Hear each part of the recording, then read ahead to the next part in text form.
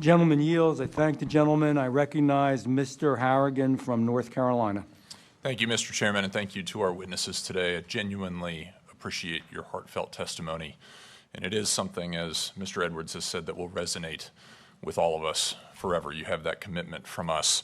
I find it personally disgusting that members of this committee have suggested that this is political theater for the purpose of negotiating an open seat, while distracting from the fact that violent repeat offenders are continually let free from our judicial system. That is the problem that we have, and that is the only problem that we have, period. We've had a lot of talk about money today. I will actually give DA Merriweather some credit. He got together with local business leaders and local government officials to decide, okay, hey, what is the minimum amount that we actually really need in order to get the job done? Because from his words, he said, I don't want to throw money at this problem, because the problem really isn't money. And out of the 10 additional DAs that he needs with 5 additional staff assistants, that's exactly what the state legislature has authorized, and it's just waiting on Governor Stein's signature to be put into law. That's happening.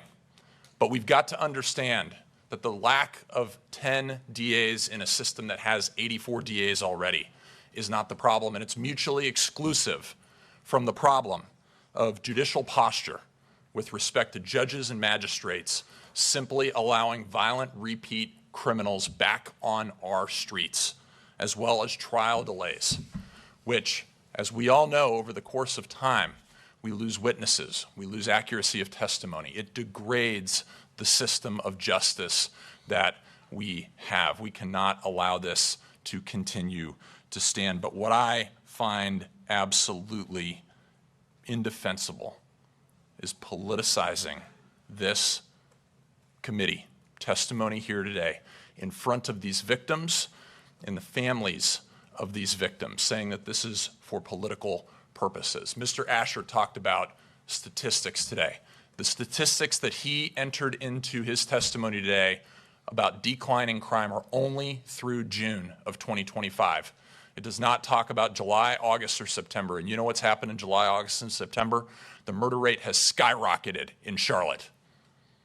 We are picking and choosing what type of statistics we want to share to forge a narrative that is detached from reality. And that narrative does not line up to the experience of Officer Campbell, Mr. Federico, and Ms. Alderman. Let us not forget that. One of my Democratic colleagues said, don't judge us by what we say, but what we do with respect to money. Let me be very clear. The sole force behind defunding the police has been the Democratic Party, period. They have created unrest. They have created a desire within our population to not step up and serve in law enforcement. I had a long meeting with Johnny Jennings, the former chief of police in CMPD. And I asked for a meeting. I said, what's working, what's not working? I want to go through everything so that I might be able to help you. And at the end of what was supposed to be a 45-minute meeting that actually lasted 3.5 hours, he said, Mr. Harrigan, I just want to thank you. And I said, why, Chief?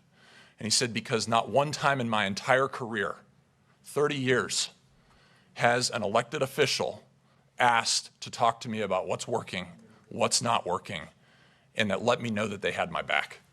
Not one member of the Charlotte City Council, not one member of the Mecklenburg County Commission, not the mayor, not a single congressperson had ever come before him and asked, how can we help, as opposed to just absolutely running him through the mud when things didn't go their way in traditional media.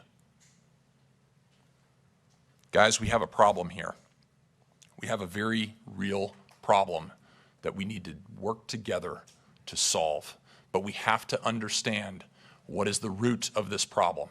And it is, as Mr. Moore said, it is not money. It is poor policy built on poor principle that is leading us down the road to failed outcomes. We have failed leaders who are leading us down the road to failed outcomes, and it's their kids that paid the price. That's got to stop. I've got a daughter, 2 daughters, Reagan and McKinley. They're 6 and 8. And God forbid, if something like that ever happened to them, I could not be a civil citizen. Mr. Federico, I thank you for your restraint today. God bless you. I yield back. The gentleman yields. I recognize Mr. Schmidt from the great state of Kansas, I believe. Thank you, Mr. Chairman, and